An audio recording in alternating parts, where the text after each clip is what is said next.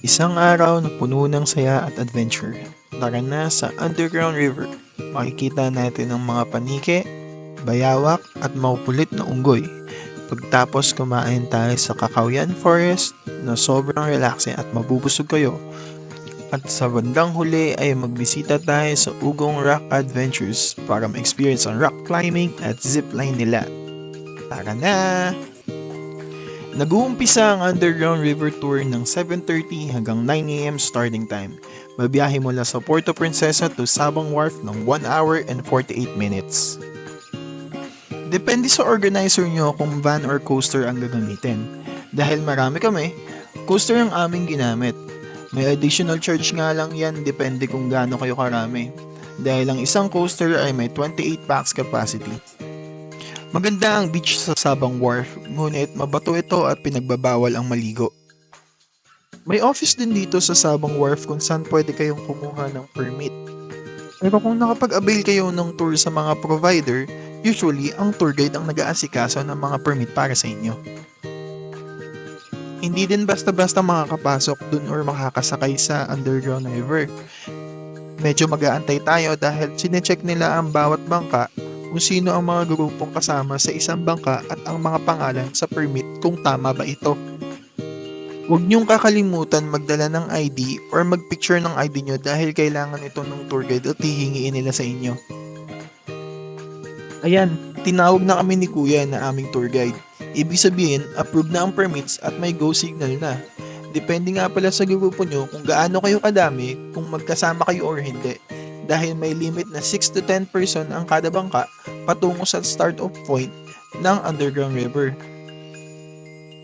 Depende sa alon kung malakas o mahina ay umaabot ng 15 to 20 minutes ang biyahe patungo dun sa start-off point.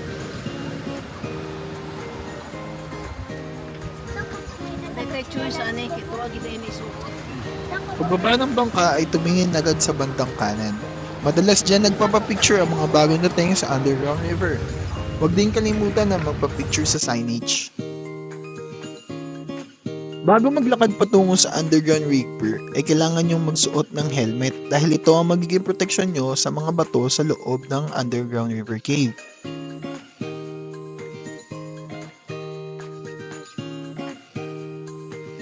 From start-off point, ay meron kayong konting lalakarin papunta sa Underground River. Babala, mag-ingat dahil maraming unggoy ang nasa paligid.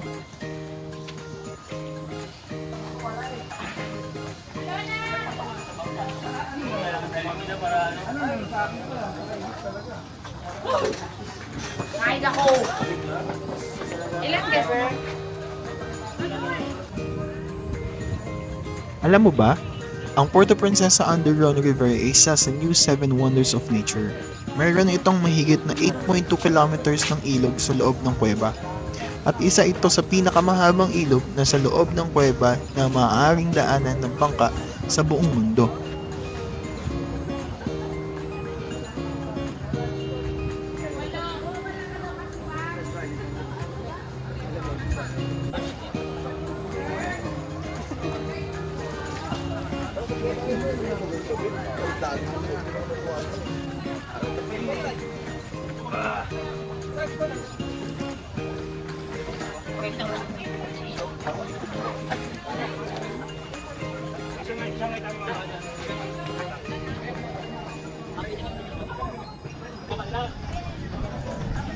Alright, andito na tayo. Nakasakay na sa paddleboat at papasok na sa loob ng Puerto Princesa Underground River. Tahimik, malamig at unti-unting dumidilim habang lumalalim tayo sa kuweba.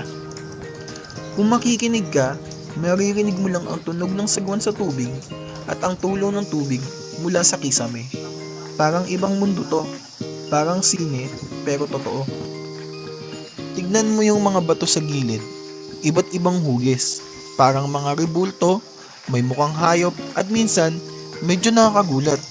Pero lahat yan, likha ng kalikasan sa loob ng milyong taon.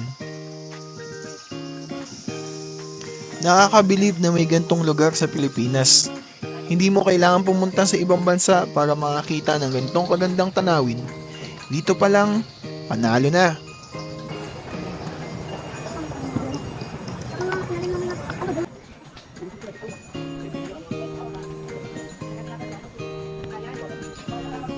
Sobrang ganda sa underground river. Isa to sa mga karanasang hindi dapat palagpasin. Talagang once in a lifetime experience. Isang oras din ng paddleboat ride. Kaya solve na solve ang bawat minuto sa loob ng kuweba. Ang galing nakakita kami ng monitor lizard. Doon lamang sa start off point. Parang sanay-sanay makisalamuha ang mga ito sa mga tao.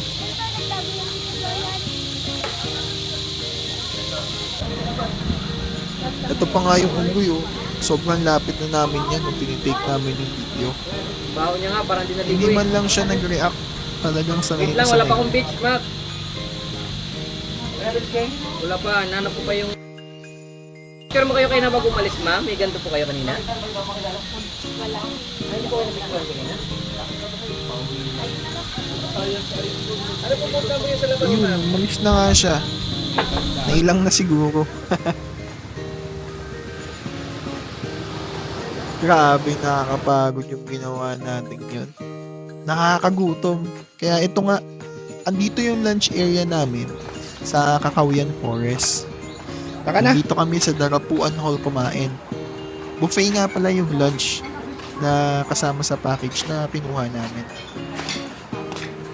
Kaya kung kayo gustong kumain ng marami, huwag kayong kumain ng breakfast ng ganun ka-heavy. After lunch, may magandang area sila kung saan pwede kang mag-take ng mga pictures. Meron silang mga bird's nest, may mga bridges, ayan sa ibabaw yung bird's nest. And meron pa silang I love Kakawian. Ayan. Pwede kayo mag-take ng picture dyan.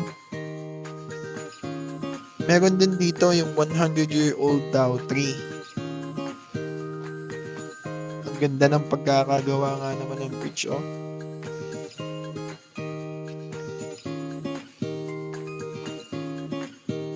Malawak ang area na pwede kayo mag-take ng mga pictures kung meron pa kayong oras after nyo kumain. Pati mga bata nag-enjoy dito.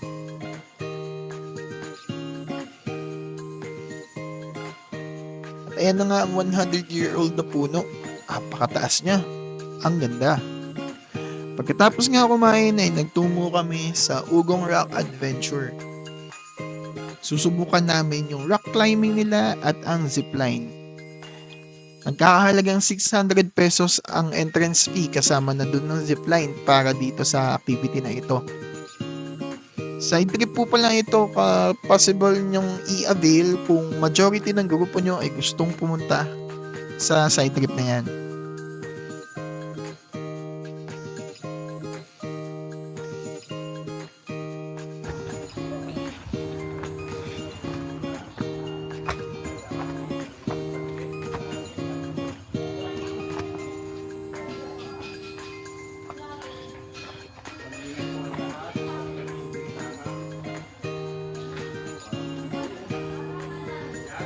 Batong pinasok ko.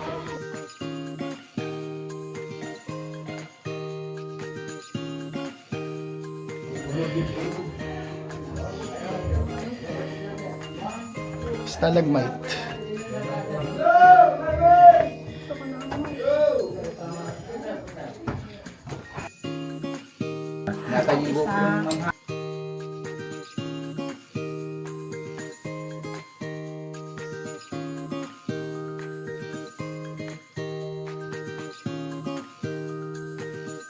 Basic lang naman yung pag-akyat dito dahil tinutulungan naman tayo ng mga tour guide. Ayun sila kuya, imbes na mahirapan, hinahatak na lang nila yung mga tao paakyat. Pati bata nakakaakyat oh. Akyat yung kaliwang kamay nyo, tapos kanan ko ha. Ito ang bibigay, ito ala ito, kahit kaliwa niya yung una ito. Okay. Yan. Easy peasy. Easy lang yun sa'yo.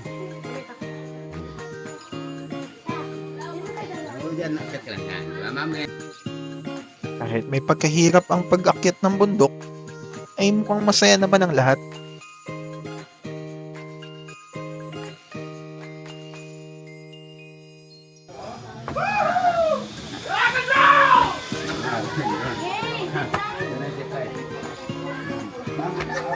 kanan nyo yun.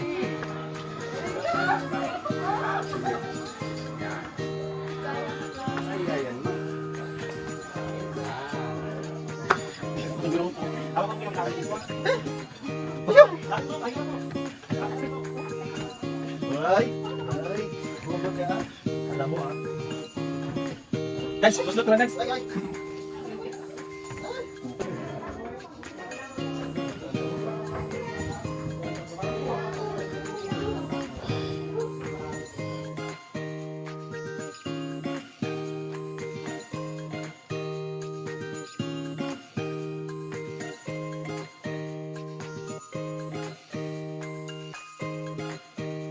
At ayun, I've survived Ugong Rock Adventures, Palawan.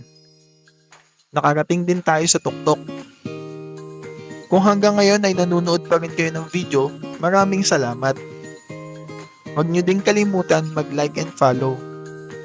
Sana nagustuhan nyo ang video na ito.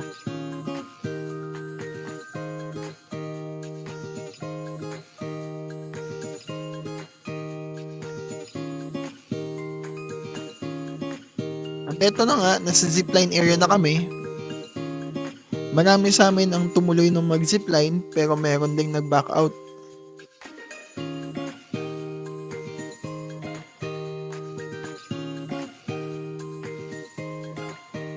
Patapos na ang mga mag-zipline. So we're almost complete. Kung may mga katanungan kayo, huwag mahiyang mag-comment sa baba. Para naman sa mga inquiries sa tours dito sa Palawan, i-message lang ang Early Princesa Hotel or i-text ako sa +639-2011-25424. Always ready to assist. Maraming salamat sa panonood at hanggang sa susunod nating adventure. Ingat!